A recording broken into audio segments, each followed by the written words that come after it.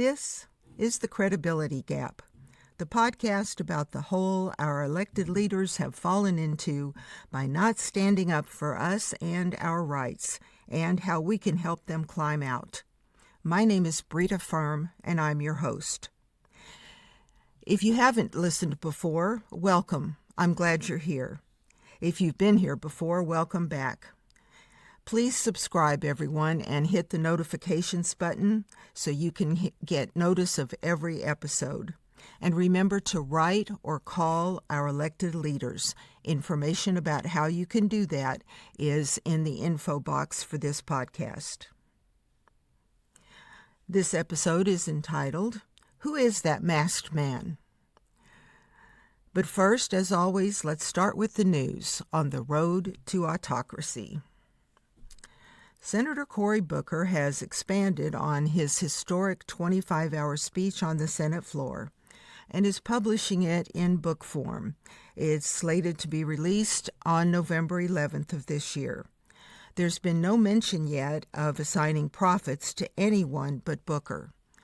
I hope that will change. Otherwise, I'm very disappointed. ICE agents are now saying they can't be recorded by citizens witnessing their raids and are threatening those who try with arrest and detention. Will this hold up in court if folks are arrested? Well, it shouldn't, but who knows the way the courts are going now. Stay tuned. An FBI agent was fired last month due to his longtime friendship with another agent who texted about disliking Trump. Perhaps you remember that story in the first Trump administration. The recently fired agent revealed that other agents who refused to fire on Black Lives Matter protesters in Washington, D.C. in the last Trump administration and took a knee instead to defuse a potentially escalating situation, and it worked, were fired by Trump as soon as he was inaugurated for his second term. In a discussion with Ukrainian President Volodymyr Zelensky this week, Trump appeared intrigued by the Ukrainian constitution's provision suspending elections in wartime. Trump mused that if our country were in a war, maybe he wouldn't have to worry about elections either. Since I first published my episode about no more elections, other podcasters have broached the topic. I hope people are paying attention as Trump is floating ideas now about how to federalize our elections instead of leaving them under state control as they've always been.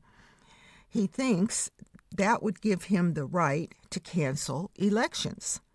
Who knows? It's unconstitutional, but maybe the courts will support him. Now back to Who is That Masked Man? On a quiet residential street near Tufts University in Somerville, Massachusetts, a slight woman wearing a white jacket, a headscarf, and a black backpack is suddenly surrounded by 3 men and 3 women in unmarked plain clothes, all but one masked. They do not identify themselves. They prompt at least one bystander who was recording the incident on his cell phone to ask, "Is this a kidnapping?" As far as I can ascertain, there was no response from the people holding the student, Ms. Ozturk, except that the one unmasked man pulled his neck gaiter up over his face. The rest of this saga got no better, with Ms. Ozturk, a 30-year-old doctoral student in child study and human development at Tufts, was processed through 3 detention centers in Massachusetts, New Hampshire, and Louisiana. Her legal F-1 student visa was revoked. Her detention without due process is another story involving all the rights outlined in episode 6 of this podcast. Ms. Ozturk believes she was targeted because of an op-ed she co-wrote in the university newspaper 2 weeks earlier that was critical of the Trump administration's policy on Gaza. This is widely amplified by Trump supporters as illegal support for Gaza's government, Hamas. And Hamas has been designated by the U.S. government as a terrorist organization. One can support humane treatment of the Palestinian people without supporting their government or its objectives. That oral and written support is called free speech. See episode 5 of this podcast. Due to a writ of habeas corpus, Ms. Ozturk is now free after 6 weeks in ICE custody, while she protests detention and deportation and pursues the reinstatement of her student visa. While these ICE raids and detentions are unprecedented in their scale and capriciousness, what I'd like to focus on here is the kidnapping-like quality and terrorist-like tactics used in the arrests of anyone the Trump administration believes it can intimidate and or remove from this country.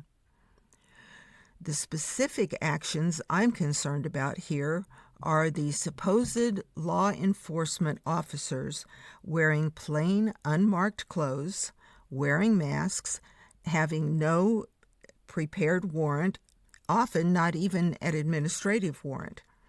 These silent people in dark suits and dark face masks usually emerge from dark SUVs with tinted windows. They quickly surround and restrain their subjects, rarely speaking to them until they are seated and restrained in the SUV. This just doesn't feel right to me, and I'm finding out I'm not the only one who's reacting this way. Can we resist being taken by unidentified and unidentifiable people? In our country, we pride ourselves on our openness, even in sticky situations, and on the transparency of our law enforcement. I think that's why we're so pissed off by the very idea of cover-ups, whether they be for bribes, corruption, access in personal, religious, corporate, or even political realms. To me, sending out squads of masked people with no law enforcement markings on their clothing or vehicles is a cover-up before the fact. In other words, these folks aren't waiting to hide themselves after they act immorally or maybe even illegally. They're doing it before they even start.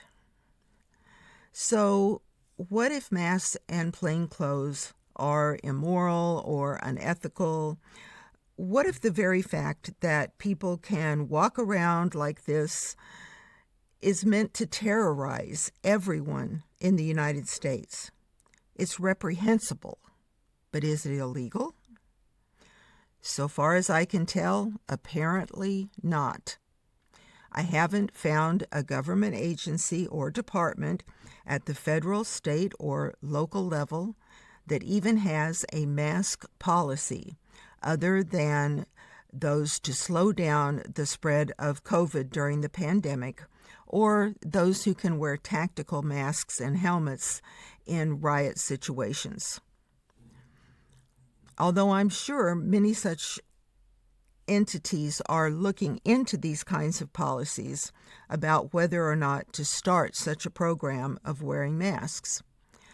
That doesn't mean there aren't any. It just means I haven't come across any yet in my research. Americans have a long-standing need for accountability, the accountability of others. And I believe that many of us make stringent efforts to hold ourselves accountable for our actions. As a nation, we don't like to think that we're being cheated or kept in the dark. Get that? Dark masks, dark clothing, dark cars. Some of our national situations, such as trade, inflation, nuclear arms, the law, and immigration, have gotten so complicated we practically need a trusted professor or an economist even to help us through the nightly news. And just as an aside, if someone tells me that a certain situation is simple and only needs common sense, I just keep looking, because that is not true anymore. And to me, those folks are in denial. I keep looking for the least biased information sources I can find. And I've included a link to a website called Media Fact/Bias Check that can tell you the political leaning of the news site, the type of its hyped language, and the strict factuality of a particular news organization. Then you can decide for yourself which ones you want to take with more salt than others.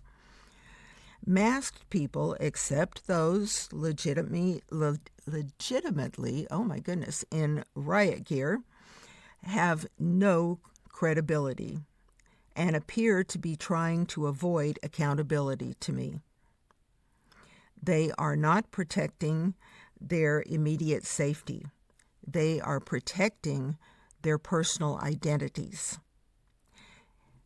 If they are ashamed about what they're doing and justify it as only following orders, then they may want to find different jobs more aligned with their values. If they believe their actions and identities may bring harm to their families and to themselves, then they have some soul searching to do about why their value of their family's safety conflicts with their value of doing their jobs.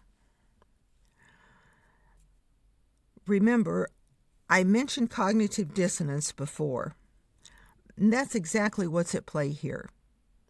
If I say my family's safety comes before my job, but my job may put my family in danger, I am in cognitive dissonance. I am confused about whether my job or my family should come first. It's really a form of mental confusion, and the only way I can reconcile these two confusing ideas is by changing one of my values or changing my situation. I can't even tell you what I would do in every situation. Am I putting my family in danger right now by airing this podcast? Maybe. I've talked to them about it. They say they're okay with it for now. At what point will I perceive that danger as strong enough to pull the podcast? We'll see. If I wear a metaphorical mask to hide my online identity with a pseudonym or a VPN, etc., is that moral and ethical? Right now, that doesn't seem right to me or ethical. But if DOJ and the current administration are seeking to combine unrelated federal databases and build comprehensive profiles on each one of us and our network of family, friends, co-workers, neighbors, etc., I will have to reconsider today's values. You see, I believe values can be fluid, or at least they can go up and down in their ranking in my life. Some are more important than others at certain times in my life. They change based on the information that I get through my thoughts and feelings and my brain's intake of other information. And that segs me into our next episode, Values, Lies, and Databases. Can I make a forever decision? I hope you'll join me for that one. Please remember to write or call our leaders. There's a sample letter or script that's listed in the info box and links to contact all of these folks. Please pay special attention to those folks who have indicated they're not running for re-election. One would think they would be more open to opposing administration policies that are not legal. They haven't seemed to be yet, but I still hold out some hope. Any links that are mentioned in this episode are also in that info box. This podcast was produced but not edited by me. Again, please subscribe and hit the notification bell so you won't miss a single episode. If you can leave a review, please do. That helps us go up in the rankings. And always share with a friend if you can. That's the best way to get the word out about our podcast. Again, thank you for listening, and I look forward to our next episode.